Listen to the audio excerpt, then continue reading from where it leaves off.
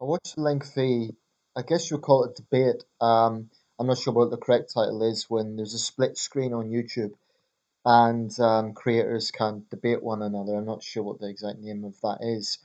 Um, anyway, it was between Blaire White, who is a prominent transgender creator, but she's known for centre right views and being somewhat unconventional in terms of uh, the fact she's pretty critical of some aspects of the trans movement.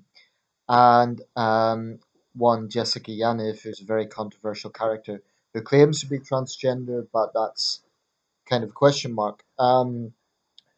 Now, I'm not going to go into huge detail with this, with my own views on things. Rather, I want to talk about the debate because a lot of interesting points are raised. Um, Firstly, let me just say this for the record. I think, from what I've seen, Blaire White seems to be an open minded person. Um, she has certain positions I wouldn't necessarily agree with, but she is open minded. She clearly is willing to talk to people that don't agree with her. She is, and I'm saying her the preferred pronoun here because I think if any transgender person deserves it, um, Blaire White certainly does because I respect the fact she's been critical of some aspects of the movement that are polarizing. Um, and if you look at her videos, if you look at her pitch on things, she strikes me as an open-minded, reasonable person. That's my opinion, anyway. Now, this person she was debating, Jessica Yaniv, is based in Vancouver, British Columbia, and I'm not going to say she, I think it's a man in drag, but because they're pre-operation anyway, but they're a very controversial person. Yaniv basically got attention a while back because he went to get a full wax job in a women's salon. And because they refused that, he basically had them put out of work. Crazy. So, because these women didn't want to handle, understandably, his cock and balls, his male genitalia, which he still has, then he shouted discrimination and it's become a whole big thing. No, I should say, I should emphasize, I'm not an expert on British Columbia law. And Yaniv claims that, throughout this debate, he was kept quoting the law. Whether that's truthful side of it or not, I don't know. Interestingly enough, someone kept calling him during the debate. It was a debate between Blaire White and him over all sorts of things because they have a bit of a history online. Now, usually I don't get into these sort of things because I think it's um, tabloid for what's that light? So light flashing in the background. Yeah, but I usually think it's quite sensationalist, but I do think there's a lot of interesting talking points around this regarding how the trans movement goes forward. I've just looked at Jessica Yaniv's page just to see what sort of support they have. 4,000 people, and a number of them are supporting this person. But there are far more people who think that this person is basically a predator, and this is why. Firstly, there was that incident in the beauty salon, which is dubious to say the least. But what's important to recognize is that this person still has male genitalia. So they're not a post operation transgender woman. They have still have male genitalia. That is extremely important in this debate. Now, they went into there's photographs that have emerged that were brought up during this debate, and he hasn't denied them.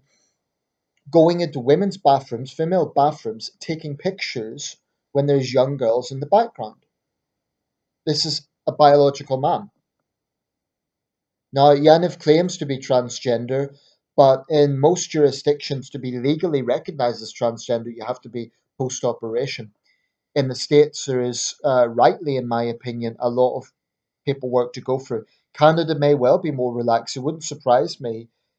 Canada, great country that it is, can have some quite ridiculous laws in terms of um, taking tolerance to extremes whereby it's actually promoting intolerance. Intolerance of the sensitivities of women, for example. But anyway, like I said, I'm not an expert on British Columbia law, so I'm not going to wade too much into that. I'm just kind of playing the devil's advocate here. If it is as simple as Yaniv claims, which is you simply need to sign a form saying you're transgender, and you need to be legally recognised as such. There's a whole host of things that put question marks over this person. Apparently, um, and I should say he denied this throughout the interview. Blaire White, who I trust far more, but it's just my gut feeling, I trust her far more, said that these are verifiable facts. There are screenshots of what this person has said. I'll put a link to the debate, but basically, this character Yaniv, Jessica Yaniv, actually was involved in an event which involved topless parties for children, in which adults were encouraged not to attend. Now, Yaniv stressed that she didn't organize the event. He didn't organize the event, my mistake, because this is definitely a he. Um, but this, we're talking about topless children. I mean, I really hope that the authorities are looking into this guy because it just strikes me everything about him is dodgy. Now, to those who shout, oh, transphobia, Blaire White makes a valid point here. When the whole bathroom issue was going on in, for example, South Carolina and other states, it's precisely characters like Jessica Yaniv who concern people. Biological males. He at one point in the debate claimed he was intersex. Well, that's not possible. You can't if you're intersex. You either have one set of gonads. You cannot have a penis, a scrotum, and as he claimed, ovaries and a vagina and everything. He's basically saying he has everything, and he's claiming that he's getting hormone treatment and all sorts of things. But the danger here is not how this person identifies so much as the fact they think they could do what they want. And the fact that they think, I mean, credit to Blaire White, she really put him on the spot and said, well, how do you think you make other people feel? He kept saying that Surrey, British Columbia, is a hellhole, as he put it, for transgender people. Well, clearly it can't be that bad if he has all the legal rights. Um, Incidentally, a lot of people were tuning in and saying this is not Canadian law. He's misrepresenting that. But I think this is important for a wider issue here, which is that people like Yaniv, who probably, isn't a fair representation of the trans community, that is what people are frightened of. And if transgender people don't recognize idiots like this, I mean, there's a deafening silence from most transgender people on the likes of Jessica Yaniv, except from Blaire White, and that is a problem.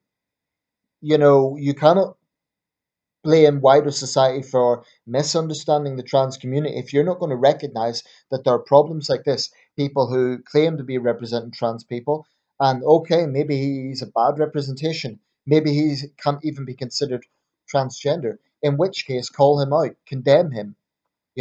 This person is blatantly a predator. Blaire White kept her composure, but towards the end, she understandably lost her temper with this person.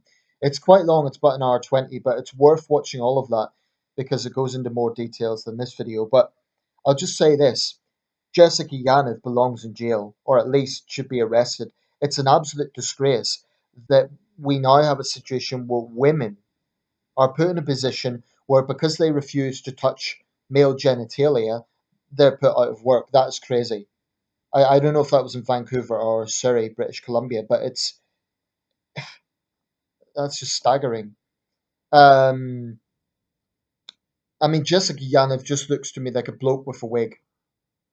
And even if you say it's shallow to think about appearance, well, this person hasn't even had a transition. And that is why it's a problem. He seems to think he could go into women's bathrooms and that's fine.